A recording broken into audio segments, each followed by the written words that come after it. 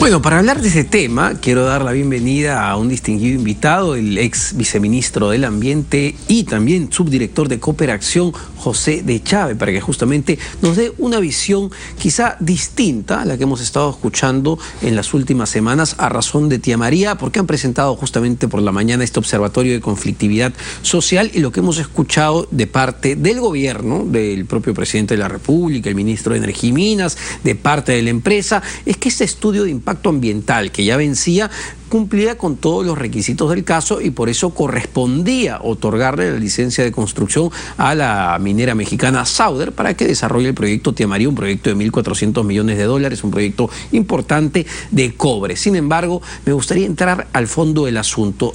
¿Es realmente así, como nos dice el gobierno y la empresa? ¿Se han resuelto todos los puntos del estudio de impacto ambiental en este nuevo EIA? Gracias por la invitación, un gusto estar acá. A ver, este es un conflicto de larga data, yo creo que es el conflicto más complejo que ha vivido el país, el más avisado también, porque hemos tenido 3 capítulos, 2 previos, durante 2 gobiernos distintos, el segundo gobierno del señor García, donde estalla por primera vez el conflicto en torno al proyecto minero y además se elabora el primer estudio de impacto ambiental que fue revisado, y esa es una particularidad porque nunca había ocurrido antes y nunca volvió a ocurrir, por un organismo de Naciones Unidas, UNOPS, ¿no? Así es, que revisó el estudio de impacto ambiental entre el año 2010-2011 y literalmente lo destrozó. Encontró 138 observaciones en esa oportunidad. 138 observaciones, muchas de ellas tenían que ver con la calidad del propio estudio de impacto ambiental y también por varios aspectos del proyecto. Tan es así que finalmente el estudio de impacto ambiental tuvo que ser declarado inadmisible. Literalmente lo tuvieron que poner en un tacho al costado y la empresa se vio en la obligación de elaborar un nuevo estudio de impacto ambiental que fue el que finalmente se presentó el 2013 y fue aprobado en agosto del 2014, el 1 de agosto del 2014, por eso vencía ahora a finales de julio. Ahora, se entiende que si, digamos, el Estado peruano, porque finalmente es el Estado peruano, aprueba un estudio de impacto ambiental en el 2014 en el gobierno del expresidente Ollantumala, digamos, ya se corrigieron todas estas observaciones, ya se resolvieron todas las dudas de impacto ambiental que podía traer este proyecto Tía María y entiendo que la licencia de construcción otorgada ahora en estas últimas semanas implica la ratificación de que el Estado peruano está convencido de que no va a haber mayor impacto medioambiental con este proyecto. Así debería ser, ¿no? Yo creo que ese sería el escenario ideal, más aún en un país como el Perú, donde la minería ha sido, es y seguramente va a seguir siendo una actividad muy importante. Es decir, deberíamos tener los mejores estándares sociales, los mejores estándares ambientales, la institucionalidad que debería permitir evaluar, por ejemplo, con rigurosidad estos estudios de impacto ambiental, pero lamentablemente no es así. En ese momento, en el 2014, todavía quien evaluaba los estudios de impacto ambiental para el sector minería era la Dirección General de Asuntos Ambientales del Ministerio de Energía y Minas, en este caso del subministerio, del viceministerio de Minería.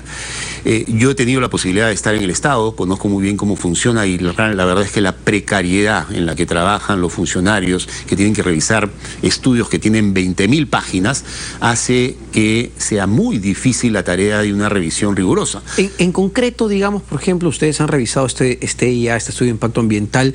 ¿Cuáles son las principales críticas o preocupaciones que genera el ya aprobado en el 2014, toda vez que la propia minera Sauder ha señalado, incluso en un comunicado, que, por ejemplo, el agua que van a usar es agua desalinizada, no van a tener que afectar digamos, el valle, ni mucho menos, y también dice que van a hacer un ferrocarril para transportar el mineral, lo que evitaría usar camiones y levantar polvo y fastidiar a la gente, ¿no? Ellos destacan estos puntos, pero ¿cuáles son las principales observaciones que ustedes le hacen? A ver, hay 2 tipos de observaciones que giran en torno al propio estudio de impacto ambiental y observaciones más amplias, más generales, que forman parte de las preocupaciones de los agricultores del Valle del Cambo, ¿no? En cuanto a los cambios que ocurrieron entre el segundo estudio de impacto ambiental y el primero, efectivamente se planteó la desalinización del agua. Eso significa que el proyecto minero ya no iba a tomar el agua superficial, estamos hablando de un valle costero. Como ocurre con nuestras zonas costeras, son zonas que están en estrés hídrico, entonces el tema del agua es muy importante, pero el tema del agua no solamente es un problema de las aguas superficiales, sino también de las aguas subterráneas, ¿no?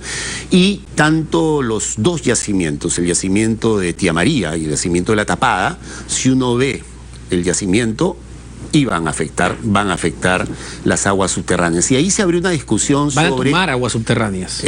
Pero además, en la profundidad del yacimiento, sin duda, comprendían las aguas subterráneas. Y ahí se abrió toda una discusión porque finalmente en el estudio de impacto ambiental se planteaba que el tipo de roca de los yacimientos iban a permitir o iban a evitar que esa agua que iba a ser afectada pudiese llegar después al canal principal que tiene que ver con el tema de la actividad agrícola. Nosotros para la revisión tuvimos el apoyo técnico de varios hidrólogos, incluso uno a nivel internacional, un colega portugués, que señalaba que los niveles de planeamiento y modelamiento que se habían hecho no permitían asegurar lo que el estudio de impacto ambiental señalaba. Entonces, ahí hay una discusión sobre el tema de los impactos en las aguas subterráneas. ¿Ustedes creen que definitivamente sí terminaría afectando la actividad agraria en la zona? Sin discusión, no, sin discusión, por varios motivos. Además, el otro tema que también se ha discutido y que se planteó como observación del UNOPS era que las estaciones que el proyecto minero planteaba para monitorear el tema de los vientos y los posibles impactos del proyecto eran largamente insuficientes, ¿no? Y planteaban algunas estaciones en concreto para medir esos posibles impactos que en el nuevo estudio de impacto ambiental tampoco fueron considerados, ¿no? Y la otra cosa que se planteó en las observaciones de UNOPS es que las diversas instalaciones del proyecto y sobre todo el proyecto vinculado al yacimiento de La Tapada, que es el que está más cerca al valle, a 2,5 kilómetros, se deberían reubicar en zonas que generen menores impactos. Sin embargo, el tipo de instalaciones no se ha modificado de manera sustantiva. Entonces, esos son algunos aspectos que forman parte de la discusión en torno al estudio de impacto ambiental. Pero el otro tema de preocupación de los agricultores es que cuando ellos ven el mapa de concesiones mineras de la provincia de Islay, el Valle del Tambo está en la provincia de Islay, ven que más del 50% de la provincia está concesionada y Sauer no es la única empresa, hay 10 empresas más que tienen concesiones mineras y por supuesto no están haciendo turismo, ¿no es cierto? Tienen derechos mineros vigentes que están seguramente en algún momento van a ser utilizados para las fases iniciales, prospección, exploración y para eventualmente desarrollar un proyecto de las mismas características que el caso de Tía María. Pero como lo plantea, señor de Chávez, digamos, como lo grafica al menos, estamos en una situación entre o la agricultura en la zona de Islay o la minería. ¿Estamos realmente en una situación de ese tipo o tenemos que elegir entre una de estas dos actividades? Yo creo que esa es una discusión bien interesante y bien importante para el país, porque repito, digamos, somos un país donde hay abundantes recursos naturales, entre ellos la minería, ¿no es cierto? Los recursos mineros metálicos, ¿no? Y yo creo que en una circunstancia como esa, constatando ese dato de la realidad, yo creo que el país debería comenzar a discutir qué es lo que no está funcionando bien, ¿no? Porque finalmente los conflictos son puntitos rojos que se prenden y se apagan y que cada cierto tiempo nos están diciendo que algo está fallando, ¿no? Hace 2 meses y medio estábamos inmersos en el conflicto de las Bambas y ahora de repente pasan unas semanas y nuevamente estamos en otro conflicto de envergadura. Y creo que, por ejemplo, en el tema de la convivencia, la coexistencia posible o no posible entre minería y agricultura, a ver, los datos de la realidad muestran que el recurso tierra agrícola en el Perú es un recurso sumamente escaso, más aún en zonas de costa. Y aquí tenemos un ejemplo de un valle productivo que se ha podido desarrollar, que es muy importante no solamente para la zona sur del país, sino también con mercados de exportación conectados, donde además si uno ve el mapa de pobreza es un modelo más o menos exitoso, ¿no? La región Arequipa es la segunda región con menor pobreza monetaria y dentro de las provincias de Arequipa, Islay, después de la provincia de Arequipa, es la segunda provincia con menor pobreza monetaria.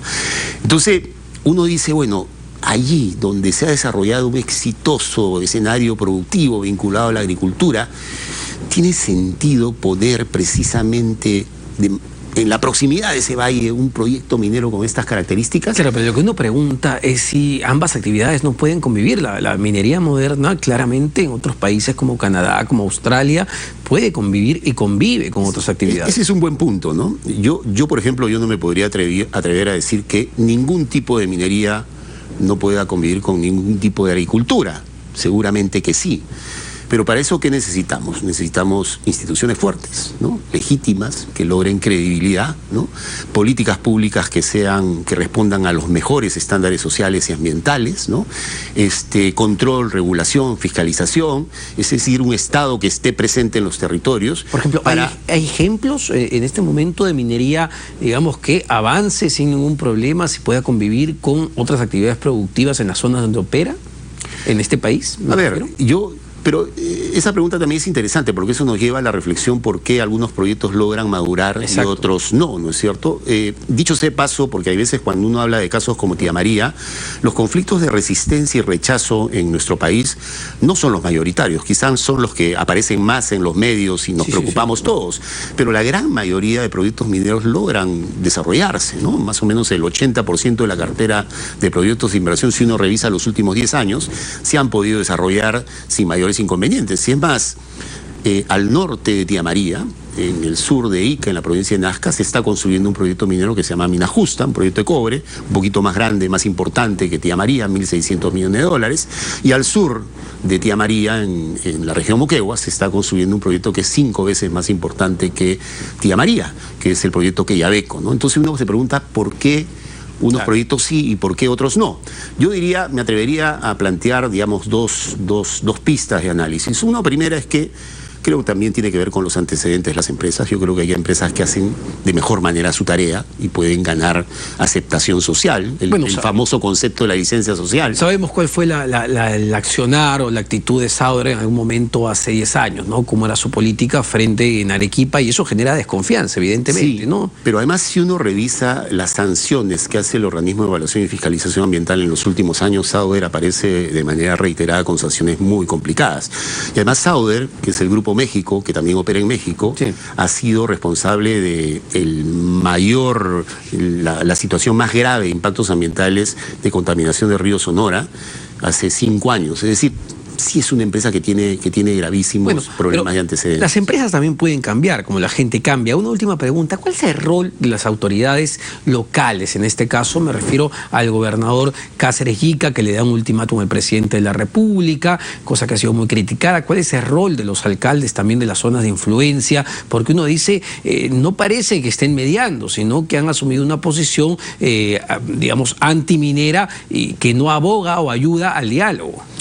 A ver, yo creo que a estas alturas, digamos, y con el conflicto que ya estalló en este tercer momento, en este tercer capítulo, a partir del lunes con este paro, creo que hay que hacer todos los esfuerzos para que el conflicto se canalice por vías institucionales, pacíficas y de diálogo, ¿no? Yo creo que esa es una tarea que le compete a todos y, por supuesto, también a las autoridades. Este conflicto ya nos ha costado 6 o 7 personas fallecidas, varias decenas de heridos, procesos judiciales muy largos, y cuando digo personas fallecidas digo pobladores, pero también creo yo 1 o 2 policías, ¿no? Claro que sí. Entonces creo que el país necesita comenzar a sacar lecciones para mejorar las políticas públicas en torno a esta actividad que es la minería, ¿no? Muchas gracias, señor de Chávez, José de Chávez, ex viceministro del Ambiente y subdirector de Cooperación.